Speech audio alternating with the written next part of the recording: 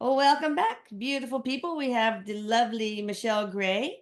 If you have not watched the part one of the Sacred Geometry 369 session, YouTube, then please watch that because it also has information on some cool stuff that Michelle's offering, which we'll also put on this video too. Now, let's continue. I hope I can get all these in, maybe, but okay, we did that. How can we easily, we're just going to go on. Oh, hi, Eric. I already said bye and hi and all that to you. So. Okay, way too much coffee today. Jesus. All right. How can we easily incorporate sacred geometry into our everyday life? We really discussed that, I think, fully in part one. So that's really important that you guys Mhm. see that. Any additional information you want to share, Eric? Or did we already do it in part one? Well, we pretty much went over it, but he just says using crystal grids, using it for meditation. And he says if you go into part one, you'll get more detail as to what we were talking about. But he says using it in your everyday life is actually something that's very easy because he says geometry is everywhere. It's Right. everywhere. You see it So he everywhere. says, see how it applies to you. What does it Yeah. mean to you? And he says, and start to incorporate it in everything that you do. Fascinating. So, can we create our own? How do we learn? And maybe it's online, our own crystal grid. That's not one of the questions, but go ahead and ask. Well, he says that there are formulas. So he says there's many different teachers that have different processes that they have learned through their journey. And he says, but the important thing to remember is that when you're learning a modality or a way of putting together a grid, is that you're really learning what somebody else has learned for themselves. Mm. And so he says, you want to keep in mind that this is a Yeah. great gateway for me, but I'm always going to be guided through my higher self to tweak things, to do Yeah. things in my own way. So he says, putting together a crystal grid, just a really simple formulation, is using the crystals that you feel drawn to or Right. that are amplifying the purpose of what you're putting together. So, for example, Erik told me years ago to do a crystal grid for my dad when he Mm. was sick. Yeah. So what we did was take a little piece of paper and we put his name on the piece of paper and then we put some triangles and some symbols around that. So then we put it in the middle of this grid and put a black obsidian on top of it to help draw any negative energy or anything Mm. out of his auric field. And then we lined up the crystals that were healing, and Erik said, use what you're drawn to. What So he was drawn to or what you were drawn to? what I was drawn to Okay, for got it. my father.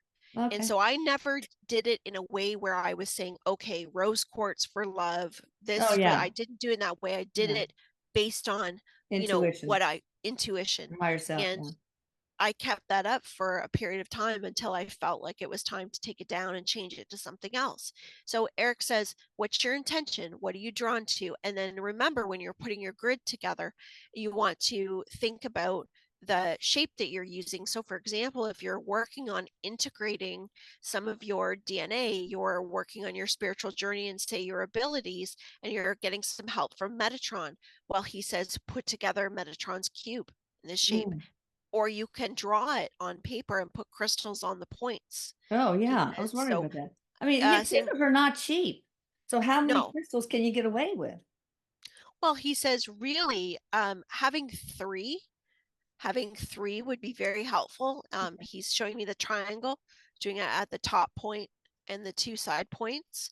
And then he says, actually use the vibration of numbers, writing numbers and any symbols down. And he says, put what it is that your intention is, writing it down. He goes, anytime that you put something in writing, when you speak it outwards, it always amplifies the vibration. Makes It sense. always makes it, Okay. even though it still works if you do it in your head, but it is Okay. helpful because then you can see it and repeat it. Yeah, yeah. Whatever, the more the merrier. Hexagons. I've watched many videos on sacred geometry, hoping to find out more about hexagons, but there doesn't seem to be much out there. I see a hexagon grid with my eyes closed during meditation and when they're open, usually on the ceilings, walls, yellow and white. I've been to my doctor and an eye doctor. No one has answers for me. So is this something wrong with her retina or her? Him? No, no. So she's actually, so that shape is actually her blueprint. Oh, wow. And Erik is showing joining. So this is joining with spirit. And he says that she's a healer. Oh, wow. So he says that if you follow the properties, and he says do some research on that shape and on the meaning of that shape, because it's also connected to family and healing with family as well for Cool. her. All right. So each of these shapes has a particular power, right? And meaning. Yes. Okay. What about the geometry of the labyrinth? Is there anything to that? Um, he's actually showing me the spiral with that. Okay. The That makes spiral, sense. but he says manifestation. Okay. Are mandalas, I guess you say, related to sacred geometry? Absolutely. And how so? Let me look up that. Can't remember what that is. Because he says they're like imprinted with information, because it's again he says the circles and the shapes, like he's showing how they overlap over top of each other, so Okay. it will Oh, create. yeah. So he says if you look at it all together, you can pick out shapes through it. So it's all, he says it's all the same thing because it's all powered up with information. Like that. I like that purple one. That's pretty, Yes. isn't it? All right. Yes. And he Cool. says think of it as telling a story. What does Think the of it dot as telling a inside a story. circle represent? I see them all the time. A dot inside the circle, Is he that what says we talked about in that's session creation. one? Yeah, That's that's creation. So creation. go back to number one of this series and you will see. Are there He places where sacred he's just geometry, pardon me? sorry, he's just adding one extra thing. He's saying, think about if you look at an egg, like an egg yolk. Yeah. So when you open up an egg, it's the yolk with the egg around it. It's Yeah. creation. Yeah. Oh, that's cool.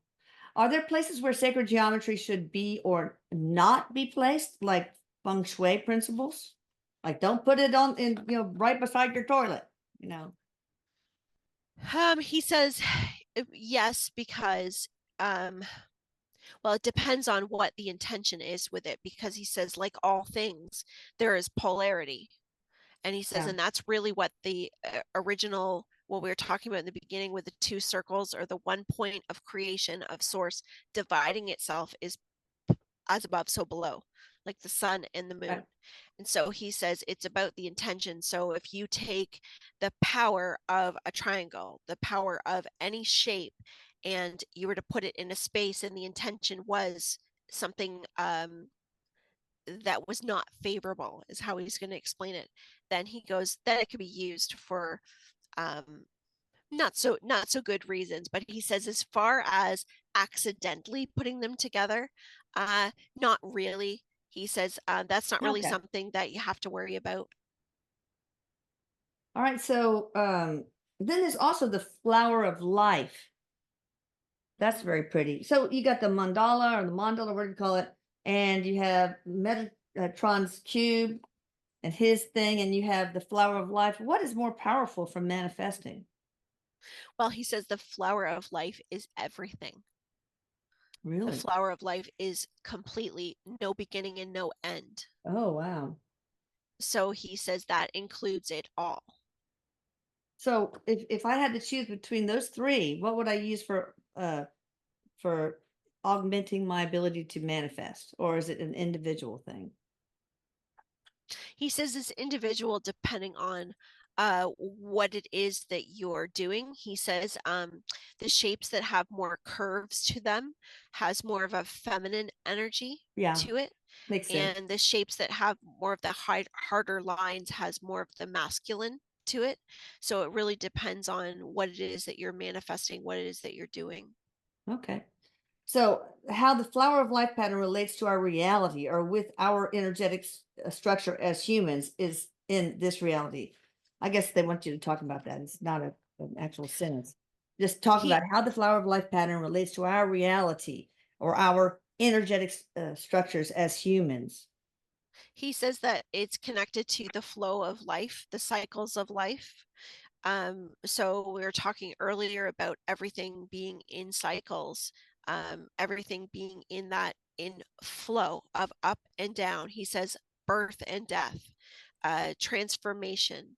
The flower of life is the patterns that we live. He also says family, the structure of family, and he doesn't only mean blood family, but those that we relate to, Yeah. how we're all connected. Mm.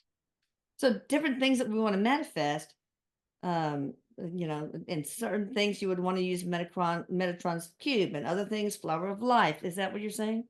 Yes.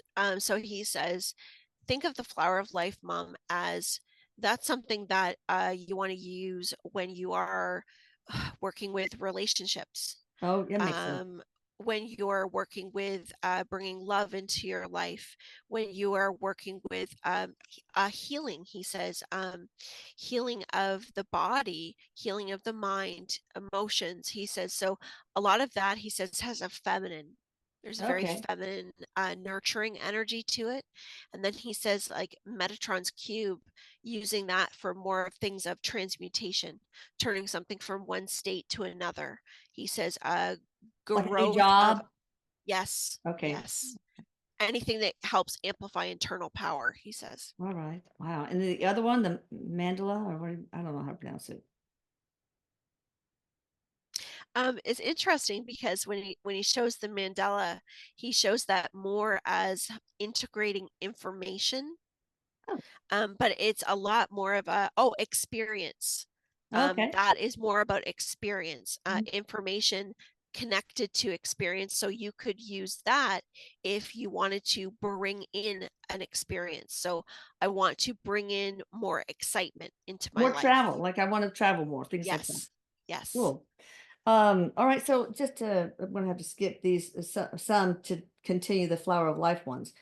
Is the flower of life representative of a thousand petal locust? I mean locust, a lotus. The Lotus. said lotus is representative of the Sahasrara, the crown chakra, in ancient Vedic text. If yes, then is there any mention of the chakra system and the Kundalini and other ancient texts before organized religion took over mankind? So, is that related? The flower of life, representative of Yes, the, okay. yes. Is there any mention of the chakra system and Kundalini in other ancient texts beside the Vedic texts? Probably. Um, there is, yes, but he says it's different, explained differently. He's actually showing me what looks like art on a wall, like stone Oh, art, and he's ooh. showing animals, so animals in the body. But they're not showing it like marked where the chakra system is, but they're showing animals stacked, like almost relating Hmm.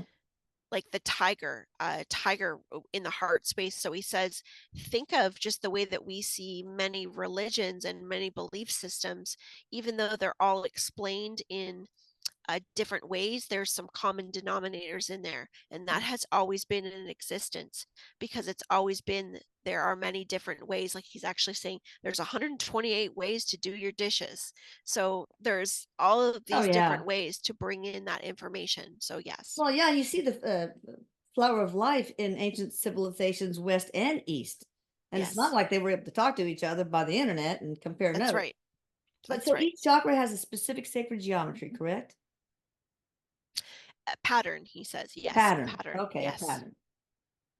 All right, one more about this. There's some confusion about the flower of life. Some say that the traditional flower of life is the daisy of death. I've heard that.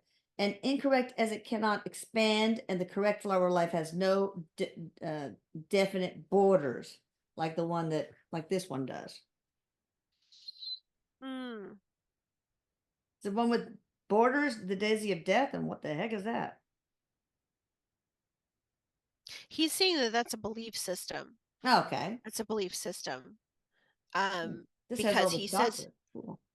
and he says that it's, think of the expansion, it can expand because it multiplies as a circle, not as a Oh, border. He goes yeah. right back to what we said about consciousness, about how consciousness pushes its borders and then it expands. So Okay. it doesn't really stay limited to. Okay. Um, all right, good. Got that one. Uh, are the crop circles sacred geometry? If so, what are the light beings trying to communicate to us, with us? He says, it's not always like, say, that area of the world, he says, where the crop circles are. Sometimes they're messages of what's to come, messages of expansion, but they're also messages of connection to life, other life. He says Okay. because it is. He says it is in patterns.